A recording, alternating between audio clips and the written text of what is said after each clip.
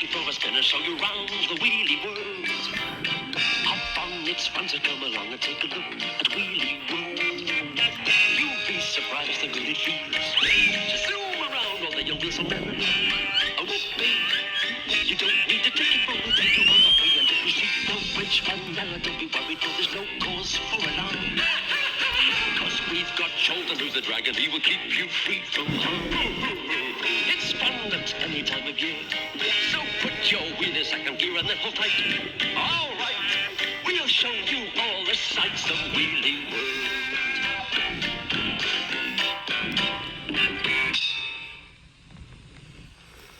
On that particular day, the land of the Wheelies looked the way it had done since the early closing day before Michaelmas, fast asleep and miserable. The only place there was any sign of life was Spout Hall, and that's where all the trouble had started. Fenella the Kettle Witch had smothered Wheelie World in gloom. Didn't I do well? Said the book. And Fenella had to agree. I do, that's lovely, she said. All that depression. The more misery there was in the world, the more Fenella was tickled pink and green. So no wonder she was so cheerful. Every single wheelie was stuck fast. Never a wheel turned, never a smile flickered. But then, on that particular day, quite suddenly, there was egg. No use asking where it came from. To this day, nobody knows.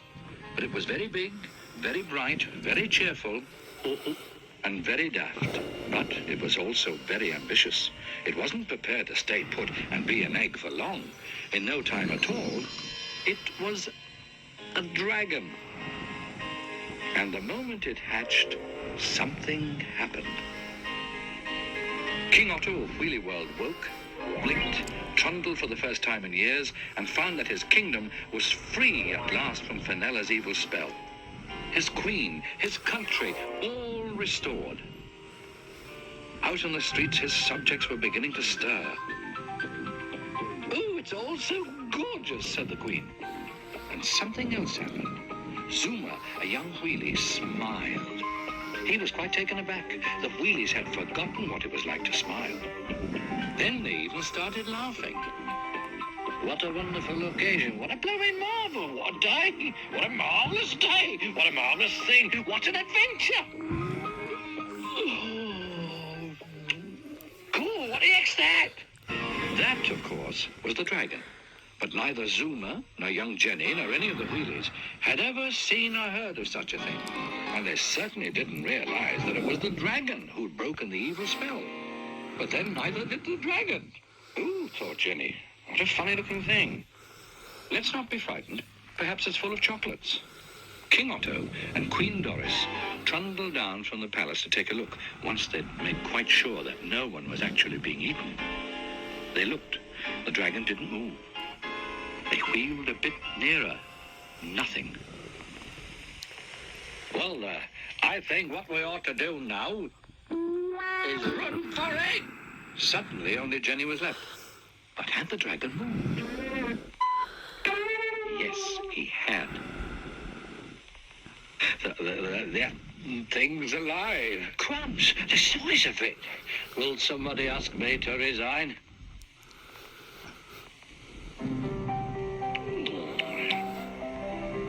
Excuse me. Jenny was spellbound. Well, almost. Oh, what a lovely little thing. Well, you got no tail. No legs either. Nice face. Oh, and I like the freckles. Oh, thought Jenny, what a funny-looking thing. No wheels.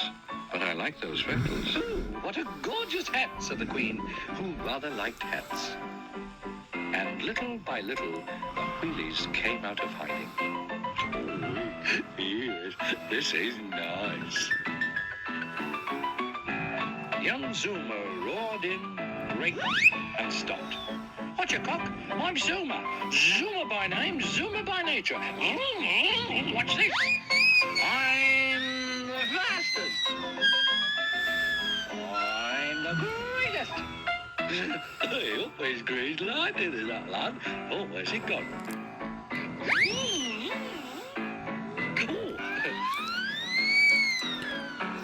well, not bad, eh? So, I'm Zuma. Now, who are you? Who am I?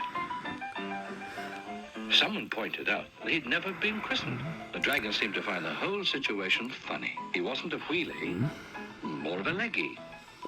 Oh, there was one thing. He did recall that on the inside of the eggshell, it had said, "Made in Chorlton cum Hardy." Why, that's wonderful. May we call you Chorlton? Oh, Chorlton. Hooray for Chorlton! Tell Chorlton we're most grateful to him. I would like. We're most grateful to you, Chorlton. Aren't we grateful to Mr. Hardy, dear? Oh, indeed, we are most. And I so do admire that hat of yours. Yes, and he can't help being unwieldy. Otto! Here, on thing. Now, who's got a bud just then? You want to try rubbing it with goose grease? I thought it time I introduced myself. I am the Minister of Wheel Estate and pretty well everything else. You may call me Minister. Wow, do. How are you? There were introductions all round. Now that Chorlton had a name. The king thought they were having the nicest garden party he could remember, and the queen reminded him that it wasn't a garden party at all. And then, in the midst of all the joy, up popped the toadies, Fenella's fungus-faced spies. In no time at all, they were back at Spout Hall, squeaking out their news. What? 10 feet high. Wrong tail.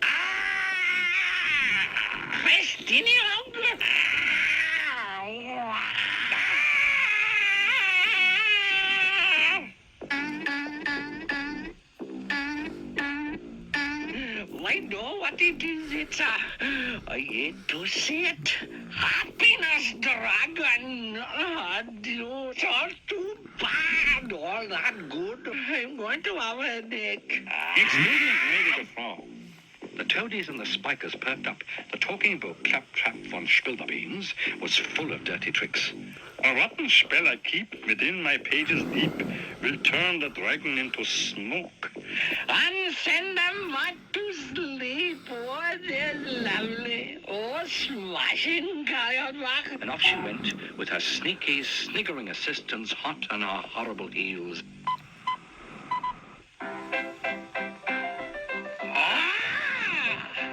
Fenella arrived in a terrible rush. And in a terrible rush, everyone else left. Everyone except Chorlton, that is. Oh. Hey, have you lost your wheels? And who are you? You'll find out. Oh, really? It's a guessing game. Oh, I know. You've come to brew tea. How dare you? Just 'cause I live in a kettle? Oh, but I've got a lovely brew for you, Dragonfly. Punctured tires and rotten joke. Wheelie's axles bent and broke. Turn this dragon into smoke. Now, poor Wheelie's waited for the end. Jenny and Zuma both expected Chorlton to go up in smoke. It was all too sad. It was all too confusing. It was all taking far too long. Oh, wasn't that funny, eh? Oh, do it again. Oh, you're a right comic, you are. The king, the minister, the queen, all the wheelies slowly realized that nothing was going to happen. Jenny, Zuma, and the rest came out of hiding to see that Chorlton had beaten the witch. Not that he seemed to realize it. Oh, isn't she nice? Say it again, love. Give us a giggle. Laugh and the world laughs with you. Oh, I do like a good laugh. Fenella was not amused. Hey, oh, no, I wonder how she does that. Hey, missus, how do you do that? But Fenella had gone, for the moment. Gone to sulk, to think up new nastinesses, and to get something for her headache. In Wheelie World, they were thanking Chorlton all over again for saving them twice in one day. Then King Otto asked him if he'd stay. That rather took Chorlton by surprise. He hadn't thought of staying. He hadn't thought of going either. In fact, he hadn't really thought about anything but having fun. After all, though, he wasn't a wheelie. Little Jenny wheeled up to him and told him how sweet and brave and spotty he was. Oh, wicked thump, he said.